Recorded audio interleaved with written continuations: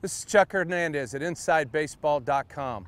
Let's talk a little bit about what we do in between starts for pitchers and what we should be doing for all of our young players when they're getting ready to prepare.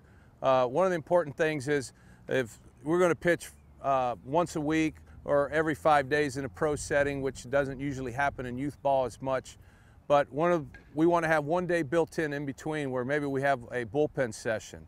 And what we're looking for in a bullpen session generally is probably a 30 to 35 pitch routine done at maybe a 75% effort level, kind of in between, just so a pitcher can repeat his delivery, get feel for his mound, get feel for his secondary pitches, and also work out some of the stiffness from previous games.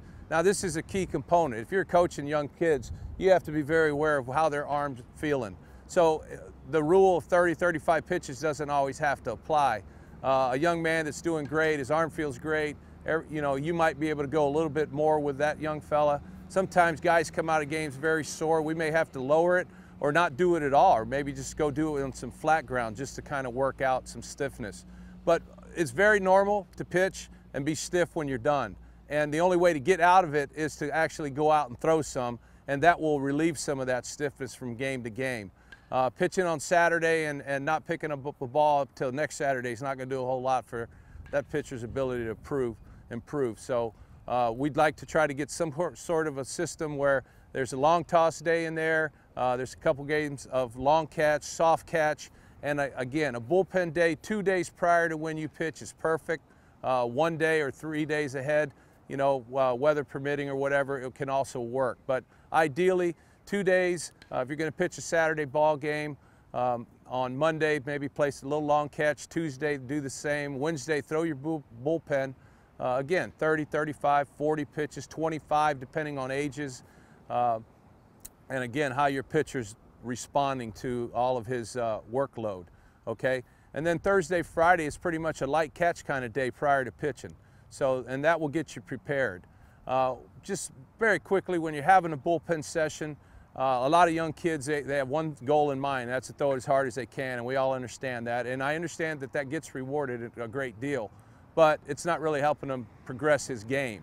Okay, so what we kind of try to do, or I've tried to implement in most places, I always start my bullpens with 5 to 6 fastballs to the arm side. So right-handers are down and away from a right-hander, left-handers you're down and away from a left-hander.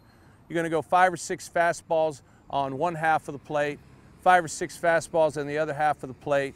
Let's go to 3, 4, 5 change-ups. Then maybe you spin a couple breaking balls easy, and then go to the stretch, which is very overlooked. And just remember that not many guys give up 3-run homers out of the windup. So in youth ball, it's almost contagious. Every young kid wants to just pitch from the windup. You have to practice equally from the stretch. So about halfway through that bullpen, get into the stretch, and you can kind of repeat the same routine. You might cut down a couple pitches here or there. And always be objective and be open-minded about how your pitcher's arm is feeling. And remember that always more isn't always better. Sometimes less is better. And when you want to get some work done, there's a lot of ways to do it. Short drills rather than to be full go out on the mound.